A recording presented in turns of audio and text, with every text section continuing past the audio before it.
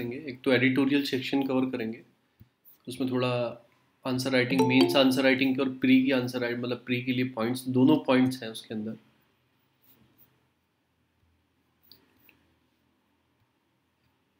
तो, तो क्या कवर करेंगे हम? कवर करेंगे जो एडिटोरियल आया है, साइबर सिक्योरिटी से रिलेटेड एडिटोरियल है, उसमें कुछ टर्म्स है।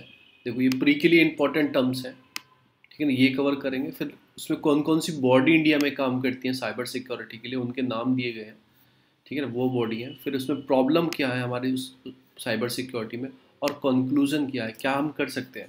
तो एक तरह से मेंस आंसर राइटिंग का पूरी फॉर्मेशन हो गई है, और इसमें प्री के भी कुछ पॉइंट आ गए हैं। फिर ओपेक पढ़ेंगे, ठीक है ना, फिर ओपेक प्लस और ओपेक में डिफरेंस देखेंगे, ओपेक प्लस और ओपेक में क्या डिफरेंस है। फिर ओपेक पढ़ लिया तो एनर्जी से रिलेटेड इंटरनेशनल एनर्जी जो एजेंसी है उसके बारे में भी पढ़ लेंगे, ठीक है ना। फिर नाटो के बारे में पढ़ लेंगे, नाटो की न्यूज़ आई है, थोड़ा सा एक लिंक आया तो मतलब मैंने नाटो देख लिया, कौन कौन सी कंट्री हैं तो बहुत सारी, पर एक व्यू ले लेंगे कि यूरोपियन से कौन सी हैं, एशिया से कौन सी हैं, और आपका नॉर्थ अमेरिका साउथ अमेरिका से एक व्यू ले लेंगे, तो व्यू से आप सॉल्व कर सकते हैं। फिर एक सिंगापुर कन्वेंशन ऑन आपका मीडिएशन पढ़ेंगे, मतलब कि क्या है वो, ठीक है ना, उससे भी थोड़ी सी न्यूज़ है। बस लास्ट में यही है, हम अब बैक करते हैं अपने हिंदू पे। जो पहली न्यूज़ आई है कल, मैंने आपको बताया था कि मतलब दिशा रवि का केस भी मैंने बताया था कल आपको, फिर मतलब वो एमजे राजावाल हेरसमेंट बताया था। फिर मैंने आपको एक केस और बताया था तांडव वाला, जो आपके अमेजोन के डायरेक्टर हैं, उन्होंने वेब सीरीज निकाल के उसमें कुछ रिलीजन के लिए यूज़ किया था, वो ब्लेशमी वाला जो मैंने लॉ बताया था आपको, तो उसके रिलीजन के लिए यूज़ किया था। तो अब इन्हें रिलीज़ कर दिया गया है, कल सुप्रीम कोर्ट ने इन्हें रिलीज़ कर दिया है। वो ऐसा कैसे किया सुप्रीम कोर्ट ने, क्या बोला है, क्या उसमें अपने सुप्रीम कोर्ट ने तर्क दिए हैं, मैं आपको बताता हूँ। तो आपके कौन है, उनको रिलीज़ कर दिया है, जो कौन थे, जो आपके अमेजोन के, मतलब वो पकड़े हुए थे, वो केस रिलीजन वाला केस से पकड़े, उन्हें कल रिलीज़ कर दिया है। बोला है कि जो आपने ये नए आईटी रूल जो लेके आए ना, गाइडलाइंस और इंटरमीडिएट डिजिटल एथिक्स कोड जो लेके आए 2021, इसमें कोई प्रोविज़न ही नहीं है पनिश का और फाइन का। तो हम किस बेस पे, तो आपको एक नई चीज़ और पता लगी, सुप्रीम कोर्ट के जज ने बोला है कि जो आप रूल्स लेके आए, एथिक्स रूल लेके आए, इसमें कोई प्रोविज़न ही नहीं है फाइन का और पनिशमेंट का। तो हम किस बेस पे इनको, मतलब कि इनको लॉ नहीं है उसके अकॉर्डिंग, तो आप कैसे कर सकते हैं ना, आप उन्हें कैसे सज़ा दे सकते हैं, कैसे पनिशमेंट दे सकते हैं। तो एक नई चीज़ आपको पता लगी कि जो आपके कोड आए हैं उसके अंदर कोई ऐसा लॉ नहीं है। फिर कुछ जो जज थे, जैसे आपका मुकुल सर ने क्या बोला है कि अमेजोन तो मैं खुद देखता हूँ, मुझे तो ऐसे पोर्नोग्राफी नहीं लगा, नियर अबाउट 10,000 मूवी में देख चुका हूँ मैं। मुकुल रोहतगी ने बोला कि ऐसा कुछ नहीं है, कुछ कुछ कंटेंट है, ठीक है ना। तो ऐसा बोला है इन्होंने, उन्होंने रिलीज़ कर दिया। तो एक अच्छी बात है कि मतलब ये कि दिशा रावी में पॉजिटिव स्टेटमेंट आया सुप्रीम कोर्ट का। सेकंड थिंग इज दैट, मतलब कि आपका कल जो हमने प्रिया वाला केस पढ़ा उसमें भी पॉजिटिव आया, जो हेरसमेंट सा था, और इसमें एक पॉजिटिव सेंस लग रहा है, क्योंकि loop hole of the law है। अगर उन्होंने किया ऐसा कंटेंट, उन्होंने क्या बोल रहे थे, मैं तो एक्टर हूँ, मैंने तो सिर्फ एक्टिंग की है, जो स्पीच जिसने लिखी है उसको पनिशमेंट मिलना चाहिए, या फिर जिसने कंटेंट बनाया डायरेक्टर को मिलना चाहिए। तो एक तरीके से उस चीज़ को है कि ज़्यादा सुप्रीम कोर्ट को इतना नहीं जाना चाहिए अंदर तक। तो यही है फर्स्ट पेज पे न्यूज़, यही थी, और कोई न्यूज़ नहीं है फर्स्ट पेज पे। आज इतनी न्यूज़ नहीं है, पर मैंने फिर भी उसके एक एक वर्ड से निकाले, जहाँ से एक भी वर्ड मुझे मिला नाटो के बारे में लिखा हुआ मिला। अब फॉरेस्ट फायर रेंज इन उड़ीसा, कल मैंने आपसे सिंपली फाल पूछा था, बायोस्फीयर रिजर्व जो उड़ीसा के अंदर है, वो आप याद रखना कि फॉरेस्ट फायर वहाँ पे लगी हुई है। अब आपको क्या करना है, what you have to do. Forest fire जो एक मेन इशू है, मैंने आपको फॉरेस्ट फायर मतलब कि पढ़ाया भी, मतलब फॉरेस्ट फायर नहीं, फायर के वो गाइडेंस पढ़ाए थे, पर आपको क्या करना है, फॉरेस्ट फायर से क्या हो सकता है, क्योंकि कि इन्वायरमेंट का इशू है और लिखने के लिए भी आ सकता है। आप इसके लिए क्या करना, first of all forest fire क्या है, एंथ्रोपोडोजेनिक हो सकता है, क्या हो सकता है, ह्यूमन एक्टिविटी से हो रहा है, किस चीज़ से हो रहा है, मेन कॉज क्या है, और इंडिया में कितना हर साल होता है। ये आपको आंसर राइटिंग में करना है, आपको कुछ मत करना आंसर राइटिंग में, आपको 10 मिनट 5 मिनट लगेंगे, आप लिखना भी मत, कुछ मत करना। आप फॉरेस्ट फायर ढूंढना, उसकी भी एक डेफिनेशन होती है फॉरेस्ट फायर की, वो देखना बस। उसके बाद देखना उसके पॉइंट क्या क्या है, कि मतलब क्यों होता है इंडिया में फॉरेस्ट फायर, उसके 6 पॉइंट निकालने हैं आपको, 6 पॉइंट। 6 पॉइंट देखो, आपको पूरा आंसर राइटिंग लिखो, याद भी नहीं रहेगा। 6 पॉइंट आप कीवर्ड निकाल लो, 6-7 कीवर्ड निकाल लो, कि मतलब ह्यूमन एक्टिविटी, फिर उसमें आपका क्या नाम, ग्लोबल मतलब कि इन्वायरमेंट चेंज, ग्लोबल वार्मिंग, गर्मी बढ़ रही है तो ये पत्ते हैं सूखे वो आग पकड़ जाते हैं। तो आप 6-7 कीवर्ड निकाल लो। उसके बाद मिटिगेशन, गवर्नमेंट क्या कर रहा है मिटिगेट करने के लिए, उसके लिए कोई ऐसा लॉ है क्या, कोई हिमाचल में या फिर उत्तराखंड में कोई स्टेट का ऐसा लॉ है जो मिटिगेट करता है? क्योंकि उत्तराखंड में बहुत लगती है। अब लास्ट टाइम आपने देखा था, last to last year Rishikesh में शायद आग लगी थी और बहुत दिन तक कंटिन्यू। फिर ऑस्ट्रेलिया में आपने देखा, ऑस्ट्रेलिया में आपके वेस्ट साइड में कितने बड़ी मतलब विपदा आई थी। तो आपको लिखना है मतलब 6 पॉइंट, मिटिगेशन के 4 पॉइंट, और कंक्लूजन आप खुद लिख सकते हो। ठीक है ना। अवेयरनेस प्रोग्राम हमें चलाने चाहिए कि कोई मतलब ऐसा एक्टिविटी हो तो मतलब ना हो, कोई आग ना जलाए। अवेयरनेस प्रोग्राम चलाने चाहिए। रेगुलर चेकअप होने चाहिए, मतलब कि कहीं पे मतलब ज़्यादा प्रॉनी एरिया है। तो ऐसे कंक्लूजन में आप लिख सकते हो। तो आपको क्या करना है, आपको ये लिखना है। ठीक है ना। अभी सिंपलीफाई मतलब ये सिंपलीफाई बायोस्फीयरिज्म लिखा है, गवर्नमेंट कुछ करती है, कोई स्ट्रेटेजी लाती है कुछ बुझाने के लिए, तो आप इसमें वो स्ट्रेटेजी मेंशन कर सकते हो जो मैंने आपको बताया। आप इसमें वो स्ट्रेटेजी मेंशन कर सकते हो। तो ये हो गया, थोड़ा पॉइंट मैंने आपको बता दिए।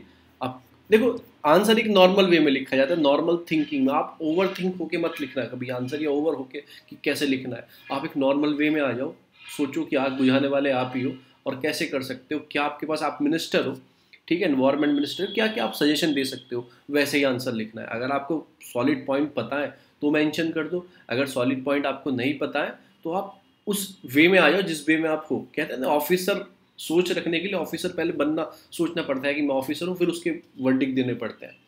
अब क्या है कि मतलब कि एक चीज़ मैं आपको छोटी सी बता रहा हूँ, ये छोटी सी न्यूज़ है, जो ST SC के लिए स्कीम्स के लिए फंड आता है ना, वो लार्जली अनयूज्ड, मतलब कि यूज्ड ही नहीं हो रहा है। ये तो मैंने मार्क नहीं किया है, और इसे मार्क कर लेते हैं, वो लार्जली अनयूज लिखने के लिए आएगा। जो ST SC एक कुछ वीकर सेक्शन है एक तो सोसाइटी के, ये ST SC, और उसके बाद जो इनका फंड आप यूटिलाइज कर रहे हो वो अच्छी तरह यूज भी नहीं कर पा रहे हो। अनयूज तो एक बड़ा क्वेश्चन मार्क है गवर्नमेंट के ऊपर कि आप क्यों यूज नहीं कर पा रहे हो। इनके लिए फंड आता है, इनके अपलिफ्टमेंट के लिए, इनके डेवलपमेंट के लिए। ST के लिए स्कीम भी है आपकी, ST के लिए मतलब एकलव्य मॉडल स्कूल्स हैं, उसके बाद आपका ट्राइफेड है। तो ऐसी स्कीम्स भी हैं, उनके लिए हमें बढ़ावा देना चाहिए ना। एक तो वीकर सेक्शन आप बढ़ावा नहीं दे रहे हो उस चीज़ में, तो एक तरह से एक सेंस पता लगता है कि आप गलत चीज़ कर रहे हो। थोड़ा सा बस इतना याद रखना, और कभी पढ़ लेंगे इनके इशू क्या है ST SC के। नेक्स्ट चलते हैं। पहला जो आर्टिकल आता है जो रिलेटेड आता है आपका न्यू स्पेस अमेजोन, ये जो मैंने आपको बताया था, मैंने आपको पढ़ा भी चुका हूँ, नेक्स्ट टाइम फिर पढ़ा दूंगा कि ब्राज़ील का हमने अमेजोनिया जो सैटेलाइट भेजी है, श्रीहरिकोटा से भेजी है, उसके साथ में 28-29 सैटेलाइट और भेजी है। तो ठीक है, इन्होंने 2 विंग्स की बात की है। एक NSIL की न्यू स्पेस इंडिया लिमिटेड, ये मतलब कि कॉमर्शियल आर्म विंग है डिपार्टमेंट ऑफ स्पेस का। तो ये क्या करता है कि लॉन्च करता है सैटेलाइट अब्रॉड, मतलब कि abroad as India space research organise लोग के लॉन्च व्हीकल्स है। तो मतलब एक कॉमर्शियल आर्म है ये, किसका किसका आर्म है, कॉमर्शियल डिपार्टमेंट ऑफ स्पेस का। ठीक है, एक और आर्म है, उसका नाम है मतलब कि ये पहला वाला है, इसमें अंतरिक्ष कॉर्पोरेशन बोलते हैं। ये भी इसरो का फर्स्ट आपका कॉमर्शियल एंटिटी के लिए आर्म्स है। तो 2 हो गए, एक NSIL मैंने आपको पढ़ाया भी था, न्यू स्पेस लिमिटेड वाला भी पढ़ाया था, अंतरिक्ष कॉर्पोरेशन भी पढ़ाया था।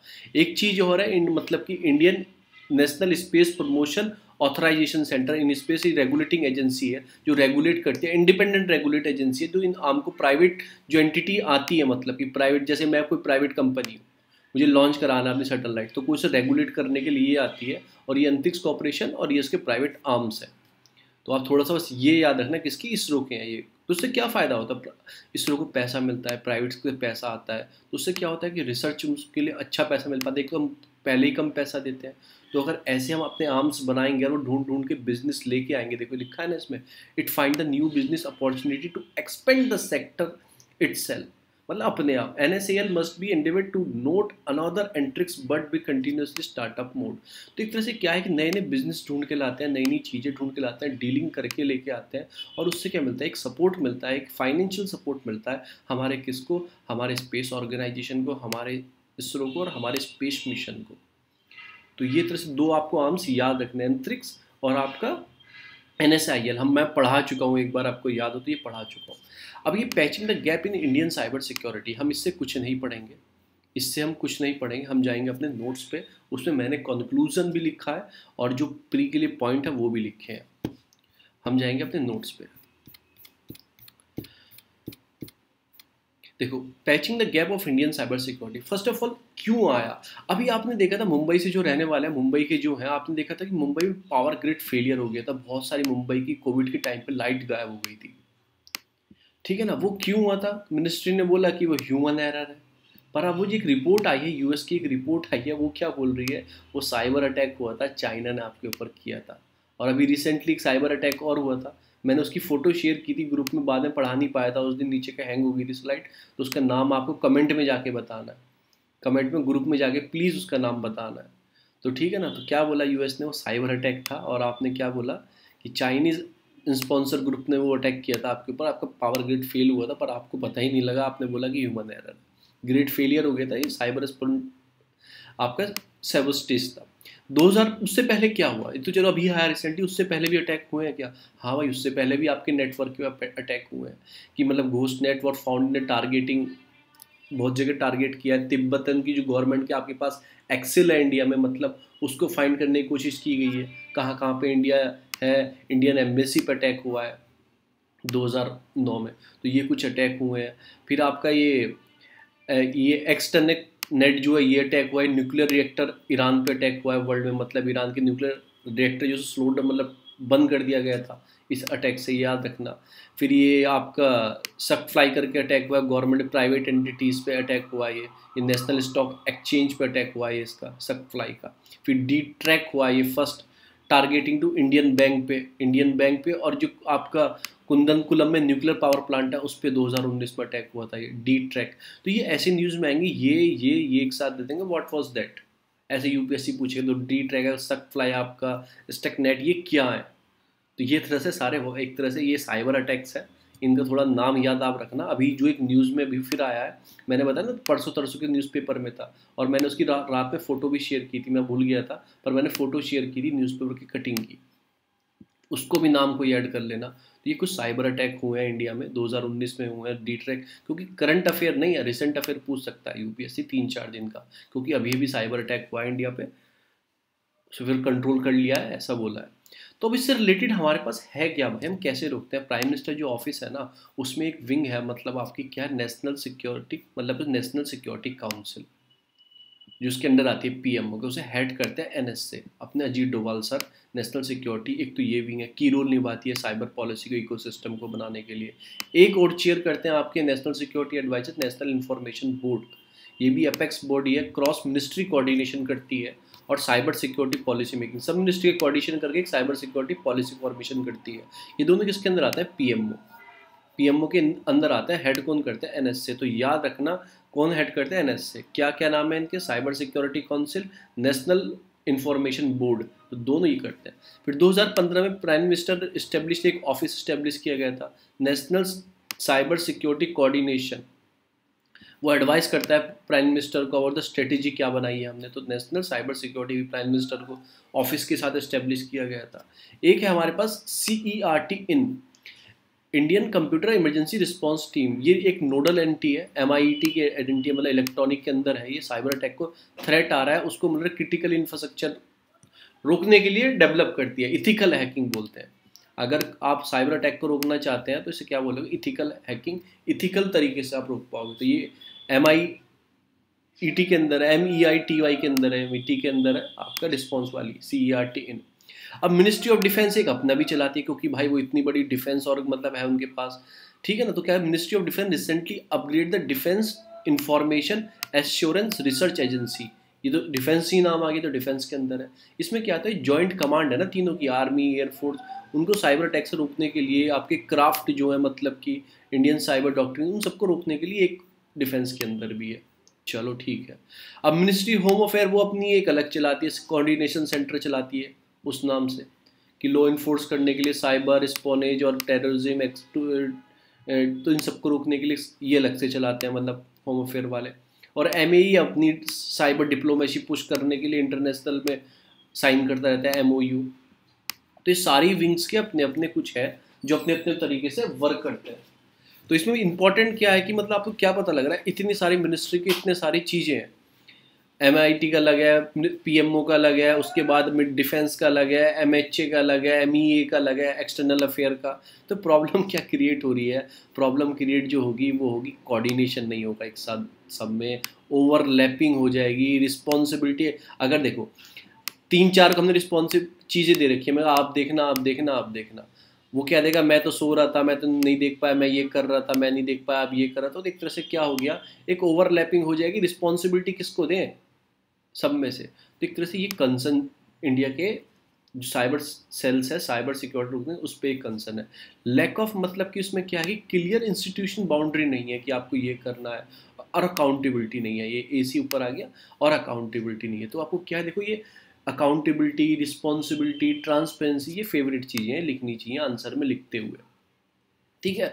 और हमें नीड क्या है, हमें अपग्रेड करना है। जो हमारी नेशनल साइबर सिक्योरिटी स्ट्रेटेजी है ना, वो बहुत पुरानी हो चुकी है, वो 2000 पॉलिसी 2013 की हो चुकी है। Need to upgrade, needed to upgrade हो जाएगा, उसे अपग्रेड करने की बात की गई है। और डॉक्ट्रिन क्या है कि मतलब डॉक्ट्रिन तो historical capture approach for cyber conflict, मतलब कि आइदर टू कंडक्ट ए मतलब कि ऑफेंसिव साइबर ऑपरेशन, और to extend the scope of control, मतलब कि अगेंस्ट द साइबर, मतलब उसे क्या करना है, होलिस्टिक कैप्चर करना है डॉक्ट्रिन को अपनी को, तो उसे बढ़ाना है। कंक्लूजन क्या है? कंक्लूजन क्या है कि हमें पार्टिसिपेट करना चाहिए। जो फर्स्ट कमेटी करके एक मतलब की प्रोसेस है यूनाइटेड नेशन जनरल असेंबली का, dealing with the issue of disarmament और इंटरनेशनल सिक्योरिटी से, उसे मतलब उसे पार्टिसिपेट, एक्टिव पार्टिसिपेंट होना मतलब है, इंडिया है उस चीज़ का। तो हमें उसके अकॉर्डिंग उसमें कुछ ऐसे लॉ लाने चाहिए जैसे चाइना कर रहा है। आपको पता लगा चाइना ने किया, अब चाइना UN का मेंबर है, तो वहाँ पे उसे सरप्रेस करना चाहिए, ऐसे वो लाने चाहिए। और इंडिया को क्या करना चाहिए, मतलब इस एक इंडिया है लॉन्ग टर्म स्ट्रेटेजी डेवलप करनी चाहिए, ठीक है ना। और डेलीगेशन हैव टू पब्लिक मतलब कि made public some of their intervention, इन सब चीज़ों के स्ट्रेटेजी, इंटरवेंशन, इन सबको बढ़ावा देना चाहिए। एक ट्रांसपेरेंसी रखनी चाहिए, clear strategy, great transparency are need of the hour to improve Indian cyber security posture. तो एक तरह से need and clean and transparency policy हमें नीड है, required to our cyber security posture. तो एक सारा ये एक आंसर आपने लिख लिया है, मीन्स की तरह लिख लिया है। प्री के बीच में कुछ पॉइंट है, ये याद रखना है आपको क्या चीज़ है ये। देखो आपने देख ली ना एक बार, आप ऑप्शन देखते ही टिक मारोगे, ऑप्शन देखते ही टिक मारोगे। ओपेक में ही भी पढ़ा देता हूँ आपको, ओपेक क्या है, ओपेक प्लस क्या है। जो नॉन ओपेक मेंबर हैं और वो डील करते हैं किस चीज़ से, पेट्रोल के एक्सपोर्ट से डील करते हैं, वो ओपेक प्लस में आते हैं। जो ओपेक के अंदर नहीं आते, ओपेक फर्स्ट ऑफ ऑल क्या है, जो एक्सपोर्ट करते हैं पेट्रोलियम का, क्रूड ऑयल का, उन्हें ओपेक नेशन बोलते हैं, ठीक है ना, organisation of petrol exporting country. और जो इसके अंदर नहीं आते हैं ओपेक के, तो वो आते हैं ओपेक प्लस के अंदर। जैसे आपके कौन हो गए, अजरबैजान, बहरीन, आपके Brunei, Kazakhstan, Malaysia, Mexico, Oman, Russia, south Sudan और सूडान। अब आपको क्या करना है, मैप में जाके इनको एक बार देखना है। मैप में जाके यही प्रैक्टिस होती है मैप की। मैंने ये स्ट्रेटेजी अपनाई थोड़े बहुत, तभी मुझे याद हुए थे। ये अजरबैजान मेरे सामने ही मैप लगा होता था, अजरबैजान देख लिया भाई, अजरबैजान एक कैस्पियन में, बुक्का कल स्टेट में थी, बुक्का बताई थी ना, नॉर्थ साउथ कॉरिडोर जा रहा है, वहां से निकलता हूँ बुक्का करके। कितनी कंट्री पड़ती हैं, ईरान में जाएंगे, अजरबैजान में जाएंगे, रशिया में चले जाएंगे, ठीक है, इंडिया और रशिया जाने के लिए। तो ठीक है, मैंने ये कहाँ पड़ता है, कैस्पियन सी के आसपास अजरबैजान, ठीक है ना। फिर बहरीन कहाँ पे पड़ता है, आपके बहरीन। फिर बुरनई कहाँ पे पड़ता है आपको, तो आपको जाके एक बार देखा करिए। कजाकिस्तान कहाँ है, इसकी राजधानी कौन सी है, कजाक की नूर सुल्तान है, ठीक है ना। मलेशिया कहाँ है, मलेशिया नीचे आ जाएगा भाई, या सिंगापुर टिप पे है, तो ये मलाक्का जो आपकी स्ट्रीट पड़ती है सिंगापुर के ऊपर। मैक्सिको कहाँ पे आएगा, उधर आ जाएगा। ओमान कहाँ पे आएगा, ओमान सर यहाँ पे आ जाएगा, यमन के ऊपर आ जाएगा। रशिया ऊपर है। साउथ सूडान कहाँ पे, लैंडलॉक है क्या नहीं है, लैंडलॉक वो देखना है। सूडान कैसी है, तो ये कुछ आप चीज़ देखा करो। फिर ओपेक नेशन क्या है आपको पता ही है, वेनेजुला है, इक्वाडोर है, ठीक है ना। उसके बाद अल्जीरिया है, लीबिया है, नाइजीरिया है आपकी, ठीक है ना। फिर ये कुछ कंट्री हैं आपको, रिपब्लिक कॉन्गो, गैब्रॉन, अरिक्विटेल गुनिया, अंगोलिया। फिर इधर की सारी हैं, Iraq, Iran, Kuwait, Saudi Arabia, UAE। तो आपको क्या लिख रहा है, जो आपका पर्शियन गुल्फ है ना, आपने क्या सोचा, जो पर्शियन गुल्फ है आपका, ये पूरा जो जगह है, ये वाली जो जगह है आपकी, ये वाली जो जगह है सारी, इसके चारों तरफ जितनी कंट्रियां हैं, इसके चारों तरफ जितनी कंट्री हैं पर्शियन गुल्फ के चारों तरफ, ये कौन सी हैं आपकी, ऊपर वाली बोल रहा हूँ, नीचे वाली नहीं बोल रहा। ये कुवैत तो बहुत नीचे तक लेके आ गए, ठीक है ना, मतलब जितनी कंट्रियाँ हैं ये सारी क्या है, ये आपका क्या है, ओपेक नेशन में आती हैं। तो आपको एक चीज़ पता लगी, देखो यहाँ का यूएई भी आ जाएगा, नीचे वाली नहीं आई, देखो नीचे वाली को पर्शियन गुल्फ ऊपर ऊपर है, ईरान आ गई, कुवैत आ गई, अभी इराक आ गई, सऊदी अरेबिया आ गई, फिर आपकी, ठीक है ना, तो यूएई आ गई। तो एक तरह से सारी कंट्रियाँ इसमें कवर कर रही हैं, जो बची वो जाएंगी ओपेक प्लस में। तो ओपेक कब बना था, एक तरह से परमानेंट इंटरनेशनल, मतलब कि इंटर गवर्नमेंटल, बहुत सारी गवर्नमेंट को बना था, क्रिएट हुआ था बगदाद में। इराक के पास बहुत पेट्रोल था, यूएस ने हमला किया तो क्रिएट कहाँ होगा, बगदाद में। कॉन्फ्रेंस हुई थी 1960 में बाय ईरान ने, इराक ने, कुवैत ने, सऊदी अरेबिया ने, वेनेजुला के बैठ के जब फॉर्मेशन हुई थी।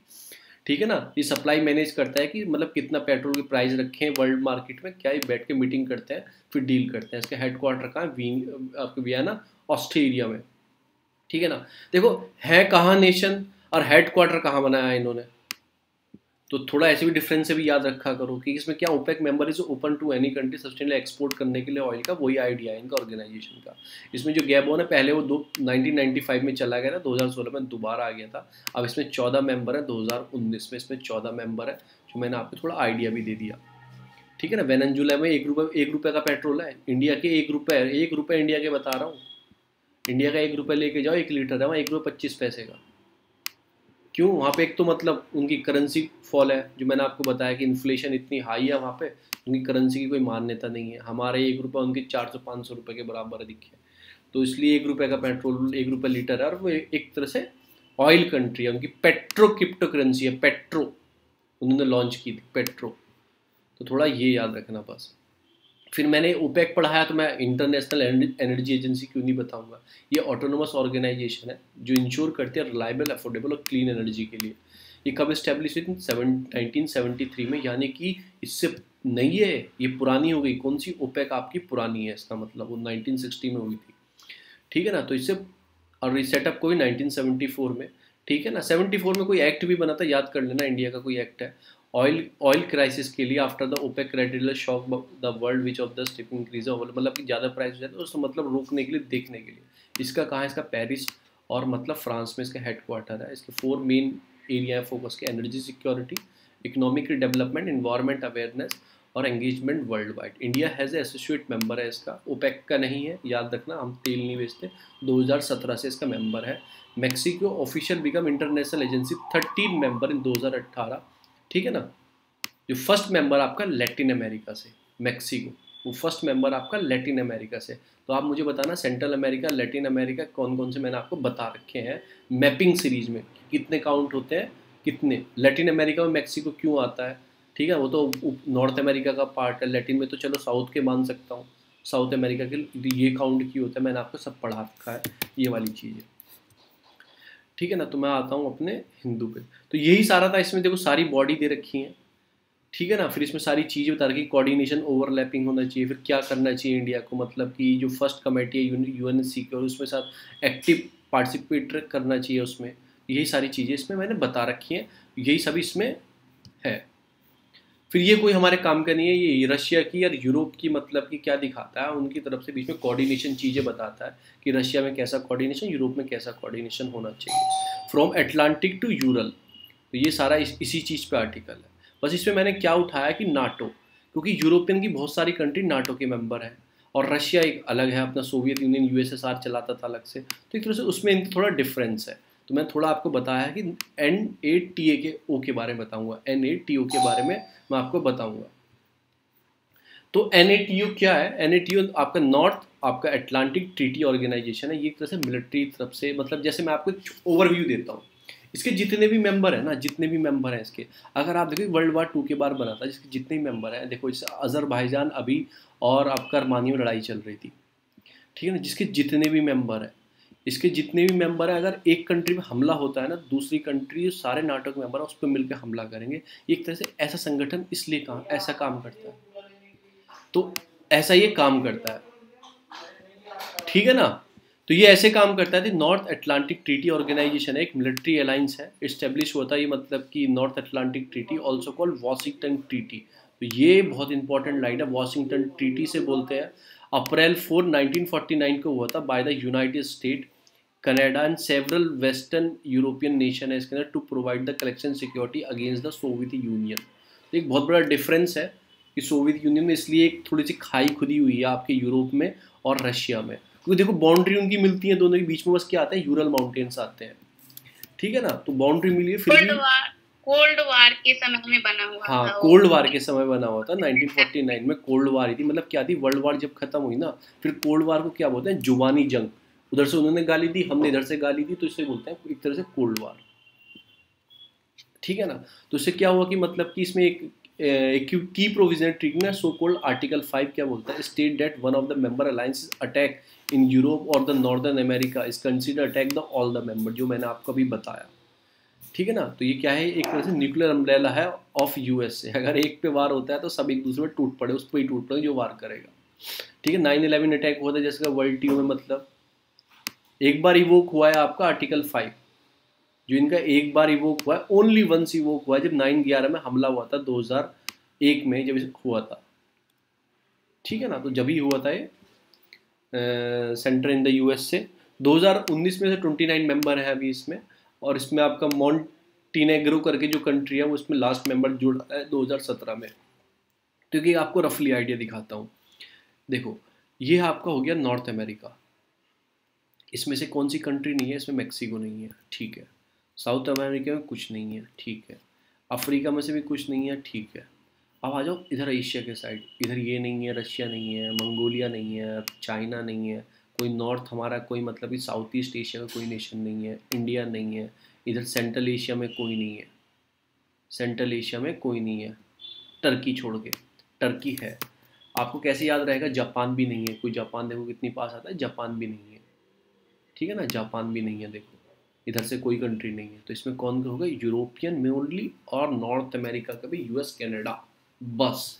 अब आपको क्या याद रखना है इसमें, रशिया में से मतलब हमारे एशिया में से क्या है, टर्की है। अब आपको एक बताओ, अभी फाइट चली हुई थी, किसके बीच में चली हुई थी फाइट, किसके बीच में थी, आपका अजरबैजान और इनके बीच में फाइट चली हुई थी। इसमें एक कंट्री और है, शायद ये मिस कर रहे हैं, इसमें आपका अर्मानिया भी है, मतलब या अजरबैजान में से एक कंट्री भी है, मैं देखना पड़ेगा क्योंकि ये थोड़ी पुरानी होगी। तो आपको क्या याद रखना, देखो नॉर्वे है, तो आपको याद रखना है अफ्रीका की कंट्री आ गई, एशिया की कोई आ गई, साउथ अमेरिका की कोई आ गई, ऐसी कंट्री देगा, इतनी कंट्री नहीं देगा। अगर आपको और भी याद करना है, जितने इसमें से वाइट वाइट है ना, जितने वाइट वाइट है यूरोप के अंदर, ये एक बार पढ़ लेना, ये कंट्री नहीं है। स्विट्ज़रलैंड है, देखो इसमें वाइट, ये रहा स्विट्ज़रलैंड जो वाइट दिख रहा है मुझे यहाँ से, क्योंकि मुझे लोकेशन याद है, इटली के ऊपर स्विट्ज़रलैंड है, तो स्विट्ज़रलैंड नहीं है, क्योंकि वो शांत कंट्री है, उसे मतलब नहीं होता किसी से, वो अपना जीते हैं। तो ये कौन सी, ये ऑस्ट्रेलिया है, कौन सी थी बाउंड्री टच छोटी सी कंट्री जो होती है, ये तो स्विट्जरलैंड, इटली और जर्मनी की। नहीं नहीं, ये तो स्विट्ज़रलैंड है भाई, ये स्विट्ज़रलैंड है ये, ठीक है ना। ये कौन सी जो बाउंड्री टच करती थी, ऑस्ट्रिया होगी। हाँ, तो ऑस्ट्रेलिया नहीं है, ये नहीं है एक कंट्री, और नीचे की ये वाली नहीं है, ग्रीस है शायद ये वाली, एक बार देखना पड़ेगा। तो आपको देखना है, पर इतनी 29 कंट्री नहीं पूछता, पर आपको मैंने एक आइडिया दे दिया है कौन कौन सी है कंट्री आपकी इसके अंदर। चलो कोई नहीं, हम आ जाते हैं अपने इसी के ऊपर, आगे चलते हैं। आगे जो है कि फ्रांस ने इसमें विड्रॉ कर दिया, जिसकी मिलिट्री कमांड है ना, उससे विड्रॉ कर दिया, पर नाटो का मेंबर अभी भी है, ऑर्गेनाइजेशन का मेंबर है, पर उसकी एक मिलिट्री कमांड है, उससे विड्रॉल फ्रांस ने कर दिया, ठीक है ना। फिर उसने फिर रिज्यूम कर ली, resume the position of NATO military command 2009, पहले रिज्यूम किया, फिर दोबारा उसने रिज्वाइन कर ली थी, ठीक है। तो कोई इशू होगा उनका। फिर मैं आपको अभी पढ़ा आगे आ जाता हूँ हिंदू पे, उसके साथ ही पढ़ाऊंगा न्यूज़ के। तो मैंने आपको इसमें से पॉइंट पिकअप किया और मैंने बता दिया। तो ये सारी कुछ नहीं पढ़नी है आपकी, ओपेड पेज पे जो आपकी न्यूज़ आई हैं सारी, ये क्या आई हैं कि पोल के बारे में आई हैं, असेंबली पोल के बारे में, जब स्टेट में इलेक्शंस है, ठीक है ना। मैंने मॉडल कोड ऑफ कंडक्ट आपको बताया था।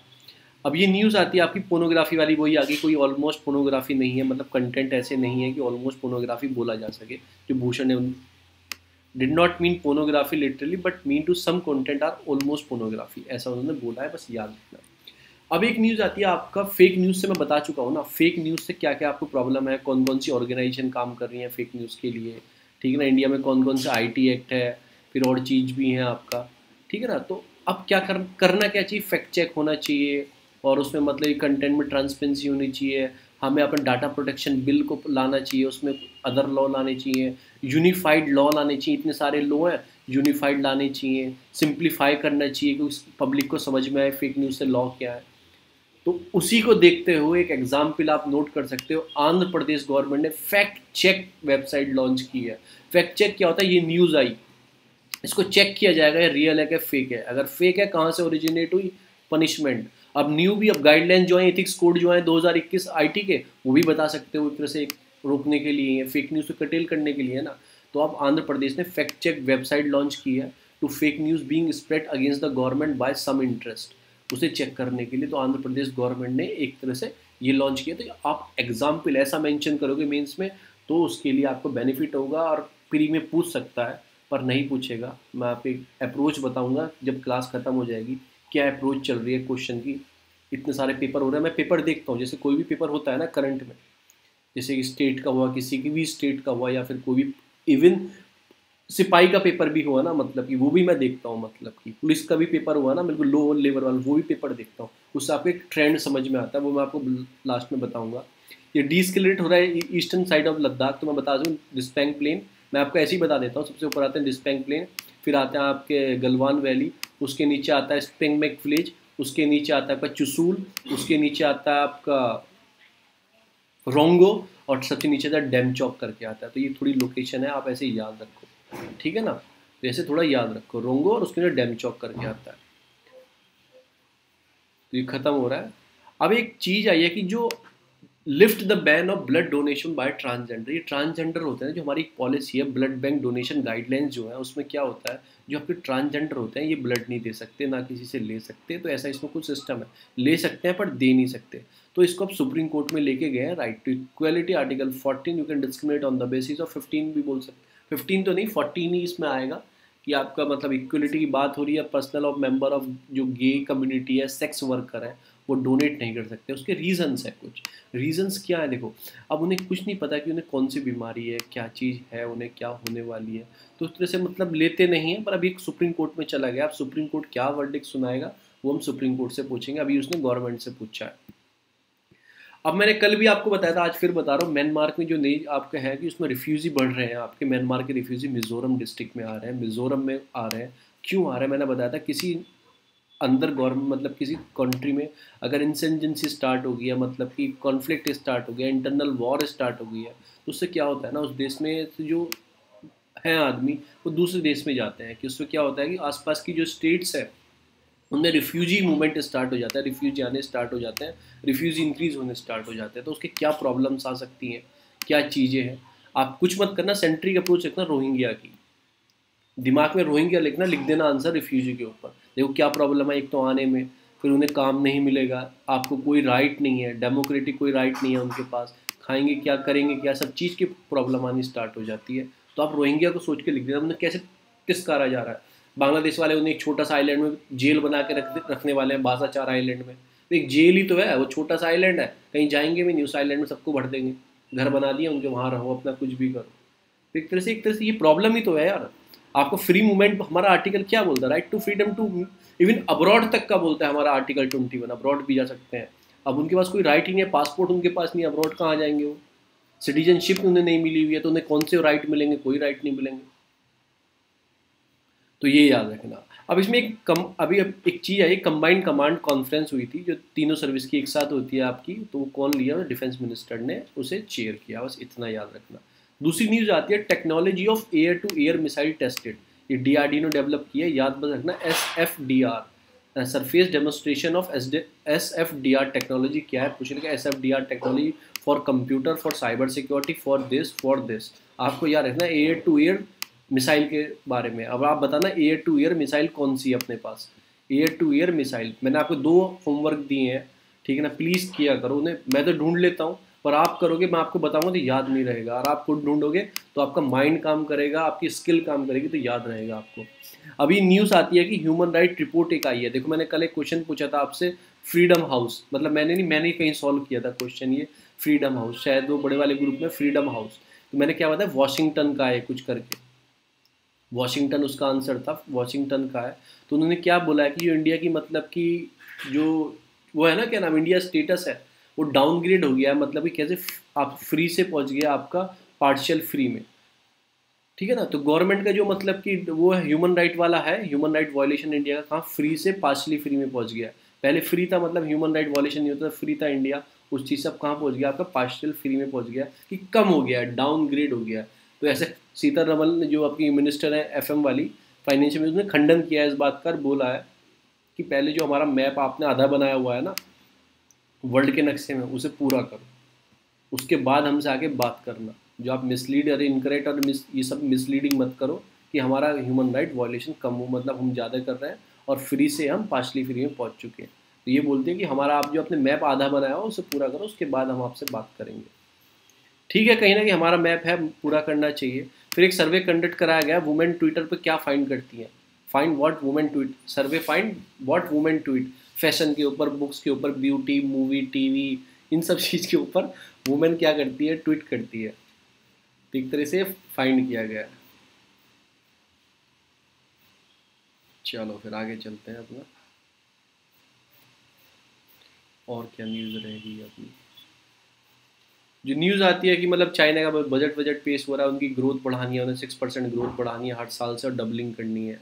फिर अपना ये म्यांमार में जो ब्लड शेड हो रहा है, तो मतलब उसे यूएन सिक्योरिटी काउंसिल ने भी लिया है। कल ह्यूमन राइट की जो यूएन की ह्यूमन राइट विंग है उसने भी लिया है। चाइना का डिफेंस बजट 200 मिलियन अक्रॉस कर चुका है। तो अब याद रखो कि वर्ल्ड के सबसे अमीर आदमी की जितनी सैलरी, मतलब जितनी है टोटल संपत्ति, उतना चाइना डिफेंस में लगाता है। पहले चाइना, फिर यूएस, फिर इंडिया, ये 3 कंट्री सबसे ज़्यादा यूज़ करती हैं। फिर रीफिल्म करेंगे लंका डिफेंस टाई, हम दोबारा मतलब अपने ठीक करेंगे तो श्रीलंका से। तो कौन सी डिफेंस की हमारी वो होती है, सूर्य किसके साथ होती है हमारी। तो आप याद रखना कि इनके साथ हमारी मिलिट्री की एक्सरसाइज कौन सी होती है। एक मैं आपको ऑपरेशन बता रहा हूँ, आपको पूमलाई करके जो ऑपरेशन है वो किस चीज़ के, फूड सप्लाई के लिए था। Indian air force food drop food packaging Jaffna, वहाँ पे कभी मतलब मिलिट्री मतलब सपोर्ट करने के लिए तो इंडिया ने ऑपरेशन ही चलाया था आपका, आपको पू मलाई करके। तो उसमें क्या कहते हैं, हमारी एयरफोर्स ने फूड की सप्लाई की थी जाफना पे 1987 में। वायरस मिल नहीं रहा, वायरस कहाँ से आया, अब मिल नहीं रहा वायरस कहाँ से निकला है। OPEC nation move to hit recovery, मतलब कि ये ओपेक क्या आया, फिर ये आया आपका कैरिन आर्ट्रीब्यूशन से रिलेटेड, ये लास्ट न्यूज़ है।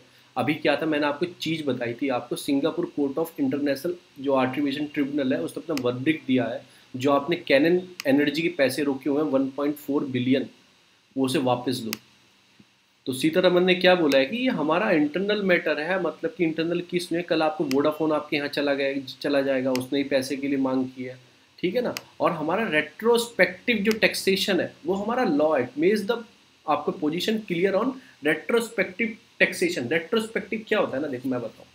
मैं इंडिया में काम करने आया 2000 में, और मैंने यहाँ पे प्रॉफिट कमाया 2014 तक 1 लाख रुपए का प्रॉफिट कमाया।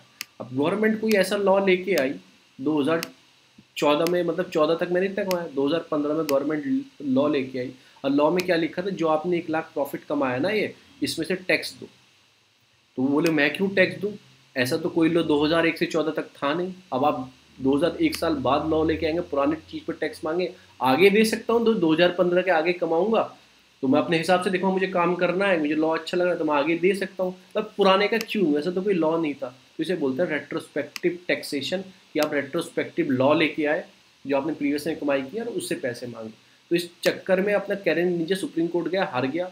फिर वो कहाँ पे गया था, सिंगापुर जो कोर्ट है इंटरनेशनल आर्ट्रीब्यूशन ट्रिब्यूनल, उसमें गया था, चैलेंज किया था, ठीक है ना। तो उसमें कुछ चीज़ें हैं कि वहाँ से वो उसे जीत गया, तो 1.4 बिलियन जो पैसे उसके रोके हुए थे वो देने पड़ेंगे, ऐसा है।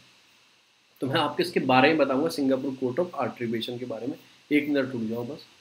नेक्स्ट न्यूज़, एक न्यूज़ छोटी सी न्यूज़ से, नीरज चोपड़ा, इनका नाम याद रखना, बहुत फेमस पर्सनैलिटी है अपनी जेवलिंग थ्रो में। इन्होंने मतलब जो गेम हुए तो ओलंपिक हुए तो उसमें झंडा भी यही लेके चले थे। वो एसएससी पूछ सकता है, पर याद रखना India first ever Olympic medal in athletic, ठीक है ना, याद रखना ये वाले। He was the right track on Tokyo by the batting of the javelin throw national record, ठीक है ना। बस याद रखना जेवलिंग थ्रो के ये है नीरज चोपड़ा। ये कहाँ से आते हैं, पंजाब से आते हैं नीरज चोपड़ा, पटियाला।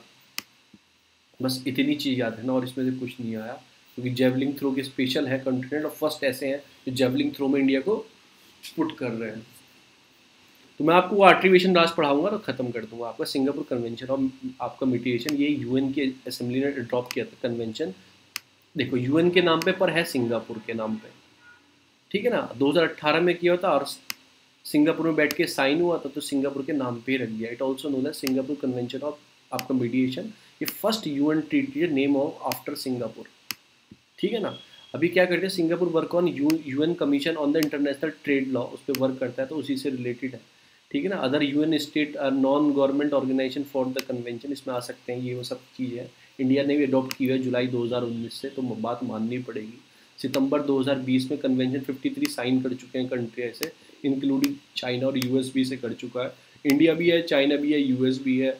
यूएन की कन्वेंशन है 2019 से मतलब कि ओपन हुई थी साइन के लिए, 2018 में बैठ के की गई थी कि ठीक है आप फ्रेमवर्क तैयार करो, हम फिर साइन करवा लेंगे। सिग्निफिकेंस क्या है कि फैसिलिटेट करता है इंटरनेशनल ट्रेड से कोई इशू है, प्रमोट करता है, कोई कंपनी के बीच में कोई दरार है, गवर्नमेंट या कंपनी से मीडिएट करने के लिए, ठीक है ना। बाइंडिंग है, become binding and enforcement according with the simplified और स्ट्रीमलाइन प्रोसीजर, एक तरह से बाइंडिंग है, ये याद रखना बस। इमीडिएट सेटलमेंट एग्रीमेंट करने के लिए instead to having the contract settlement agreement contract, वो सब चीज़ उसी के लिए है। और एक क्या होता है, save time in legal cost. Pandemic time में मतलब क्या होता है, कुछ प्रॉब्लम आई थी, सिंप्लीफाई करना था, इन्फोर्स करना था फ्रेमवर्क को, तो मतलब सेव टाइम भी करती है और लीगल कॉस्ट को भी बचाती है पेंडेमिक टाइम से। बस इंडिया इतना याद रखना, इंडिया के लिए क्यों इंपॉर्टेंस है, जो अपना ईजी ऑफ डूइंग बिजनेस है हमने साइन किया। ईजी ऑफ डूइंग बिजनेस क्या बोलता है, बाहर से कंपनी है हमारे यहाँ काम करे, वो देखेंगे इन्होंने कोई इंटरनेशनल ऑर्गेनाइजेशन मतलब साइन नहीं की हुई है, अगर कोई हमारा डिस्प्यूट होता है ट्रेड से रिलेटेड, इनकी कोर्ट तो मानेगी नहीं क्योंकि इनकी कोर्ट है, कोई इन्होंने कोई इंटरनेशनल ऑर्गेनाइजेशन को साइन नहीं किया हुआ है, तो हम कहाँ जाएंगे। तो सोचते हैं, हिचकिचाते हैं हमारे यहाँ आने में, कोई डिस्प्यूट हुआ तो क्या होगा हमारा। अगर हमने साइन की हुई तो सोचेंगे हाँ इन्होंने तो इंटरनेशनल की बात भी मतलब इंटरनेशनल ऑर्गेनाइजेशन की बात भी मानते हैं, मिटीड मतलब जो उनकी आर्बिट्री है उसकी भी बात मानते हैं, तो उसे फैसिलिटेट करती है बूस्ट करने में, ठीक है ना। एक अल्टरनेटिव डिस्प्यूट आपका रिसोल्यूशन जो है उसकी प्रैक्टिस करता है इंटरनेशनल का, जो अल्टरनेटिव डिस्प्यूट एआरडी है उसको हम क्या मानते हैं, कमिटेड है उसके लिए इंटरनेशनल प्रैक्टिस के लिए। तो ये सारी कुछ पॉजिटिव रिस्पॉन्स है, कब बनी, इंडिया भी मेंबर है, क्या है आपको पता लग गया। यूएन की कन्वेंशन है, जो ऐसी पहली कन्वेंशन है सिंगापुर के कंट्री के नाम पे ही रखी गई है। यूएस चाइना वाइना सब इसके मेंबर है, 53 इसमें टोटल मेंबर है, चाइना यूएस और इंडिया भी इसका मेंबर है। तो आपको ये इतनी न्यूज़ थी आज की, तो मैं पहली बात तो रिकॉर्डिंग है पर रोक देता हूँ।